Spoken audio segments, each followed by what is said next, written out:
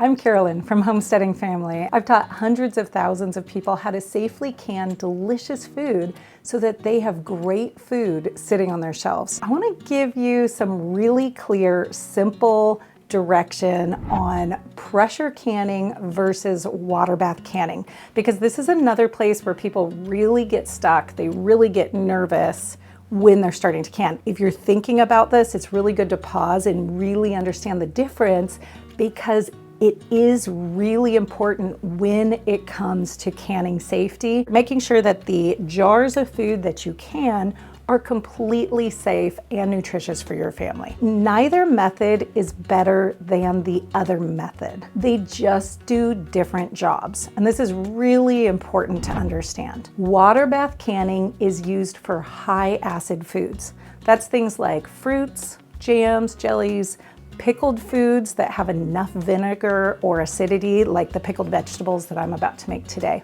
Pressure canning, on the other hand, is used for lower acid foods. These are things like vegetables, meats, soups, stocks, sauces, full meals, anything like that has lower acid levels in it, and those need to be pressure canned.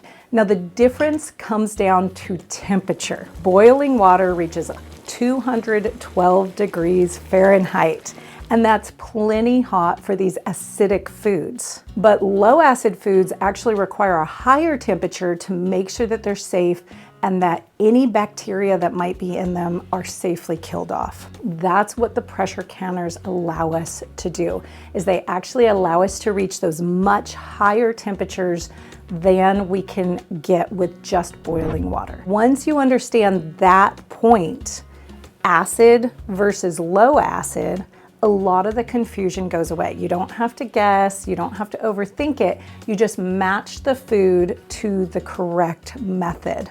Now, learning that distinction is one of the biggest confidence builders in canning. If you would like to have something really simple to reference every single time you're deciding how to can something, I've made a free every time you can checklist that walks you through those key things step by step.